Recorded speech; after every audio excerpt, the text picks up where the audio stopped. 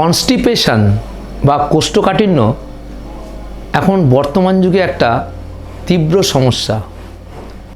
এই কোষ্ঠকাঠিন্য রোগটি দেখা দিলে স্টুল ভালো ক্লিয়ার হয় না, বাউল মুভমেন্ট ঠিকঠাক হয় না, বারবার ওয়াশরুমে যেতে হয় কিন্তু তাও পেট পরিষ্কার হয় না, এবং কেউ কেউ 2-3 দিন বাদে বাদেও স্টুল ত্যাগ করতে যায়।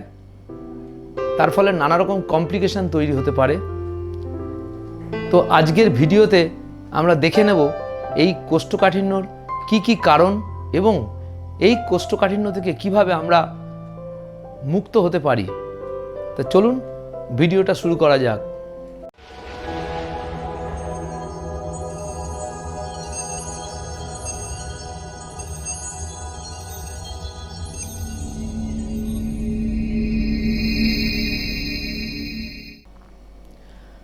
কোষ্ঠকাঠিন্য হওয়ার ফলে আমাদের অনেকেরই পেট পরিষ্কার হয় না, পেটে পুরনো মল জমে থাকে, তার ফলে নানা রকম কমপ্লিকেশান তৈরি হতে পারে।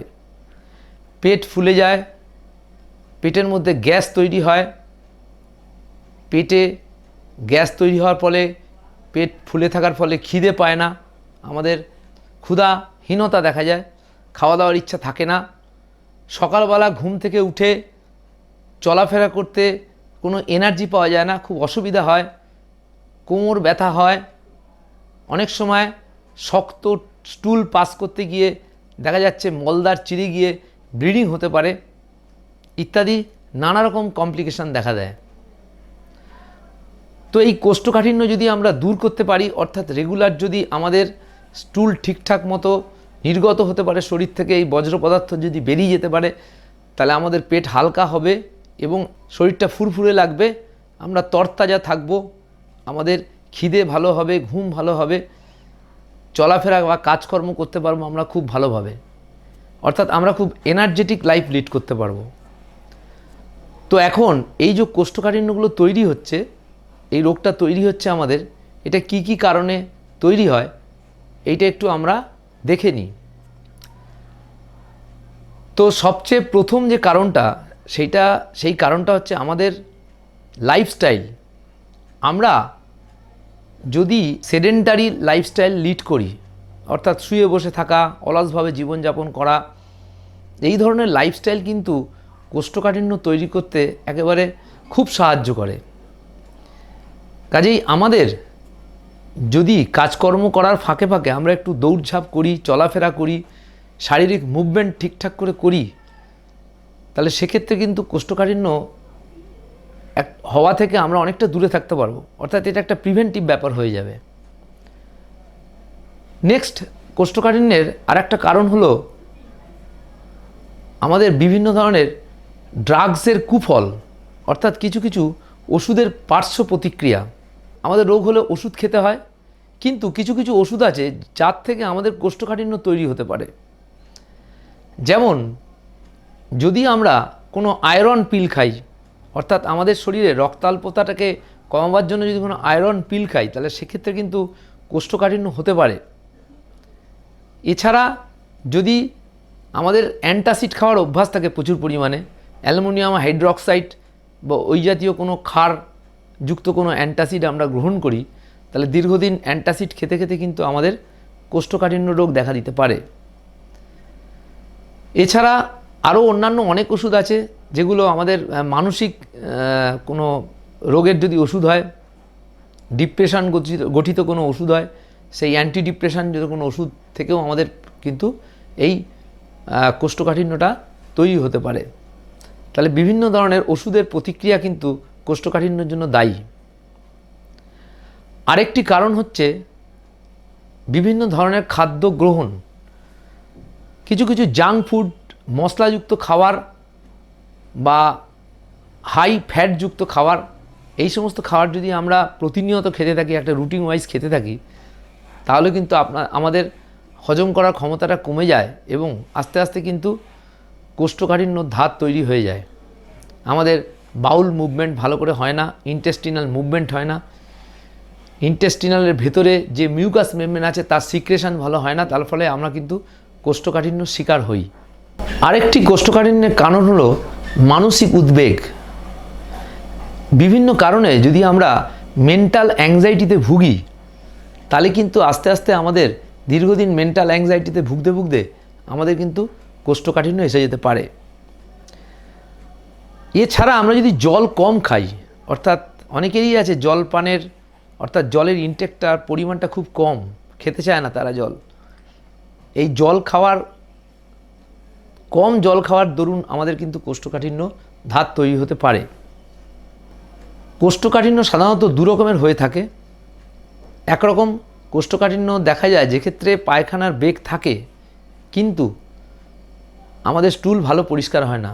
তার মানে এক্ষেত্রে বুঝতে হবে যে আমাদের ইন্টেস্টিনাল মুভমেন্ট ভালো হচ্ছে না, মুভমেন্ট অল্প হচ্ছে, কখনো কখনো হচ্ছে, কখনো বন্ধ হয়ে যাচ্ছে। এই জন্য আমাদের আর্জ আসছে কিন্তু আমাদের কিন্তু স্টুল ভালো নির্গত হচ্ছে না। আরেক রকম কোষ্ঠকাঠিন্য আছে যেক্ষেত্রে আমাদের বৃহদন্তের মধ্যে যে মিউকাস মেমব্রেন আছে সেখান থেকে এক ধরনের সিক্রেশন হয়, সেই সিক্রেশনটা খুবই কম, অর্থাৎ ইন্টেস্টাইনের ভেতরে মিউকাস মেমব্রেন খুব ড্রাই মিউকাস মেমব্রেন থাকার ফলে মিউকাস মেমব্রেনের সিক্রেশন ভালো না হওয়ার ফলে আমাদের কিন্তু স্টুল ভালো করে মুভমেন্ট হতে পারে না, তার ফলে আমাদের স্টুল নির্গত হতে পারে না। তো এই দুটো কারণে জেনারেলি আমাদের কোষ্ঠকাঠিন্য দেখা যায়। এইবার আমি আলোচনায় আসছি যে এই কোষ্ঠকাঠিন্য থেকে আমরা কিভাবে মুক্তি পেতে পারি, অর্থাৎ এই কোষ্ঠকাঠিন্য যাতে আমাদের অনেকটাই সেরে যায়, অর্থাৎ আমরা এর থেকে রিলিফ পাই, কি কি পদ্ধতি গ্রহণ করলে আমরা এই কোষ্ঠকাঠিন্য থেকে রিলিফ পেতে পারি। সবচেয়ে প্রথম ও প্রধান উপায় হলো জল পান। আমাদের কিন্তু টাইম টু টাইম জল খেতে হবে। জল খাওয়ার ব্যাপারটা একটু নিয়মমাফিক করতে পারলে খুব ভালো হয়। কোনো বড় খাদ্য গ্রহণের আধ ঘন্টা আগে এবং ওই খাদ্য গ্রহণের আধ ঘন্টা 40 মিনিট বাদে হচ্ছে আমাদের জল পান করতে হবে। বা অন্যান্য সময় কিন্তু আমরা জল পান করতে পারি, কিন্তু খাদ্য গ্রহণ করতে করতে জল পান করলে আমাদের শরীরের মধ্যে খাদ্য গ্রহণের পর যে পাচক রসটা বেরোয় সেই পাচক রস জলে দ্রবীভূত হয়ে সেই পাচক রসের কার্যকারিতাটা কমে যায়, তার ফলে আমাদের হজম হয় না সেই খাদ্য ভালো করে। সেই জন্য জল পান অবশ্যই করতে হবে, বেশি পরিমাণে করতে হবে, কিন্তু সেটা করতে হবে খাদ্য গ্রহণের আধ ঘন্টা 40 মিনিট বাদে বা আধ ঘন্টা 40 মিনিট আগে। তাহলে পর্যাপ্ত জল পান করলে আমাদের বাউল মুভমেন্ট ভালো হবে, আমাদের ইন্টেস্টাইনের ভেতরে যে মিউকাস মেমব্রেন সেটা অনেক বেশি জলীয় থাকবে, তার ফলে আমাদের কিন্তু স্টুলটা ভালোভাবে নির্গত হবে। নেক্সট, কোষ্ঠকাঠিন্য থেকে বাঁচবার উপায় হচ্ছে বিভিন্ন ধরনের শাকসবজি ও ভেজিটেবলস খাদ্য গ্রহণ, অর্থাৎ খাদ্যাভ্যাসটা আমাদের একটু পরিবর্তন করতে হবে যদি কোষ্ঠকাঠিন্য হয় তার থেকে মুক্তি পাওয়ার জন্য। আমাদের প্রচুর পরিমাণে লিফি ভেজিটেবলস খেতে হবে, শাকসবজি খেতে হবে, পালং শাক, নোটে শাক, কলমি শাক, এই জাতীয় শাকসবজিগুলো খেতে হবে, গ্রিন ভেজিটেবলসগুলো খেতে হবে। এছাড়া খেতে হবে বিভিন্ন ফাইব্রাস ফুড, ফাইবারযুক্ত খাদ্য, যেমন একটা হচ্ছে তার মধ্যে বিখ্যাত হচ্ছে ওটস, ডালিয়া, গম থেকে তৈরি, বা আমরা যে সমস্ত খাবারের খোসাযুক্ত খাবার আছে হালকা, এই ধরনের খাবার আমাদের খেতে হবে। তাহলে ফাইব্রাস ফুড যদি আমরা খাই তাহলে কিন্তু আমরা কোষ্ঠকাঠিন্য থেকে অনেকটাই মুক্ত হতে পারবো। তো নেক্সট, কোষ্ঠকাঠিন্য থেকে মুক্তি পাওয়ার আরেকটি উপায় হলো এক্সারসাইজ বা ভালো করে মুভমেন্ট। আমাদের বিভিন্ন ধরনের এক্সারসাইজ করতে হবে, ব্যায়াম করতে হবে, সেটা সাঁতার কাটা হোক, সাইকেল চালানো হোক, দৌড়ঝাঁপ হোক, খেলাধুলা হোক বা যোগাসন হোক। আমি এখানে কিছু যোগার কথা বলে দিচ্ছি, দেখিয়ে দিচ্ছি কিছু যোগা, যেগুলো করলে কিন্তু কোষ্ঠকাঠিন্য থেকে আমরা মুক্ত হতে পারবো বা আমাদের কোষ্ঠকাঠিন্য আস্তে আস্তে কমে যাবে, আমাদের বাউল মুভমেন্ট ভালো হবে, ইন্টেস্টাইনাল মুভমেন্ট ভালো হবে। তো এই যোগাগুলো আপনারা একটু দেখে নেবেন।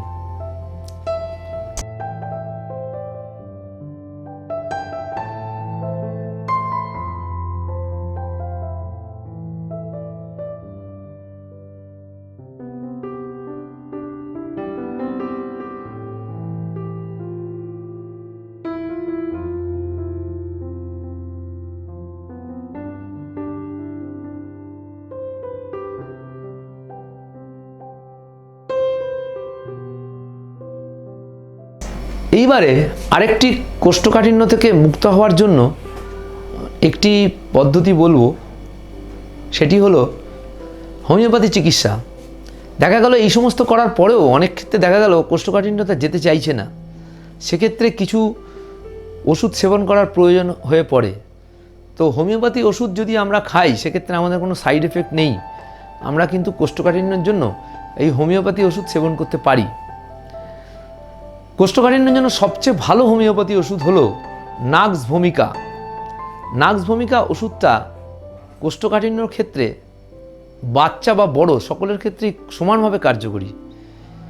নাক্স ভূমিকার যে সিমটম সেটা হলো কোষ্ঠকাঠিন্যে আমাদের বেগ থাকে, অর্থাৎ আর্চ থাকে, কিন্তু আমরা যখন স্টুল পরিত্যাগ করতে যাই তখন স্টুল কিন্তু ক্লিয়ার হয় না, যার জন্য আমাদেরকে বারংবার করে আমাকে স্টুল ত্যাগের জন্য বাথরুম বা ওয়াশরুমে যেতে হয়, বা আমাকে ল্যাট্রিনে যেতে হয়, কিন্তু স্টুল ভালো ক্লিয়ার হয় না, অর্থাৎ আর্চ আছে কিন্তু স্টুল ক্লিয়ার হচ্ছে না।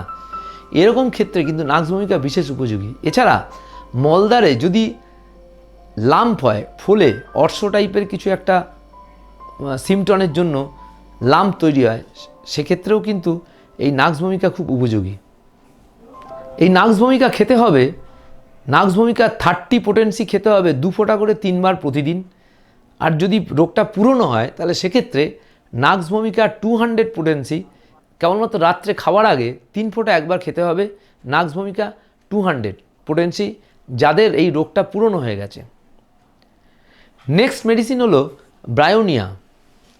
ব্রায়োনিয়া ওষুধটার ক্ষেত্রে যে সিমটম সেটা হলো পেশেন্টের কোষ্ঠকাঠিন্য থাকবে, স্টুলটা হবে প্রচণ্ড পরিমাণে হার্ড স্টুল হবে, স্টুল পাস করা খুব কষ্টকর হয়ে যাবে, কখনো কখনো স্টুল পাস করতে গিয়ে ব্লিডিংও হতে পারে তার।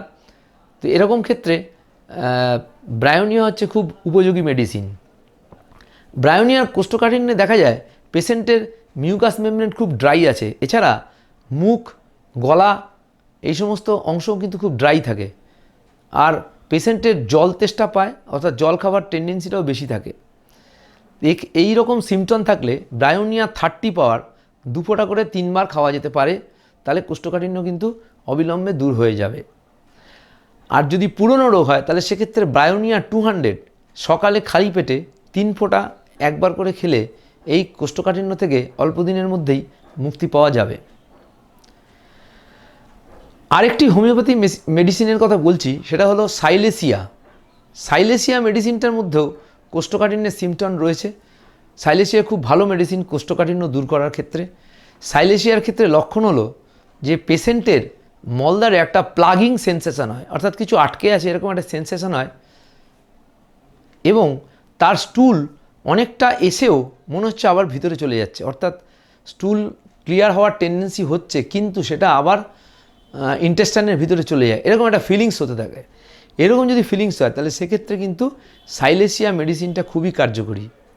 সাইলেসিয়া মেডিসিন যদি নতুন কেস হয় তাহলে সেক্ষেত্রে 30 পোটেন্সি 2 ফোঁটা করে 3 বার খেতে হবে, আর যদি পুরনো রোগ হয় তাহলে সেক্ষেত্রে সাইলেসিয়া 200 3 ফোঁটা করে একবার সকালে খালি পেটে সেবন করতে হবে। আরও অনেক মেডিসিন হোমিওপ্যাথিতে আছে যেগুলো কনস্টিপেশনের ক্ষেত্রে উপযোগী, তবে আমার মনে হয় একজন প্রশিক্ষণপ্রাপ্ত হোমিওপ্যাথি ডাক্তারের কাছে কনসাল্ট করে তবে ওষুধ খাওয়াটাই বেটার হবে।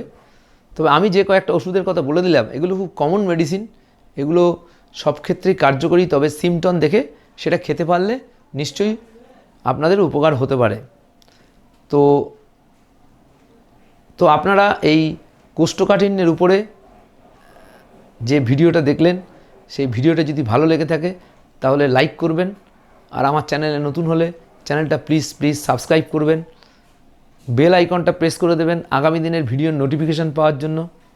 আর ভিডিওটা বন্ধুবান্ধব আত্মীয় স্বজনের যার এর ধরনের কোষ্ঠকাঠিন্যের প্রবলেম আছে তাদেরকে আপনারা শেয়ার করবেন জানবার জন্য। আপনার এই ভিডিও সম্বন্ধে কোনো বক্তব্য থাকলে কমেন্ট করে জানাতে ভুলবেন না। আপনারা সুস্থ থাকবেন, ভালো থাকবেন, আমার চ্যানেল দেখতে থাকুন। ধন্যবাদ।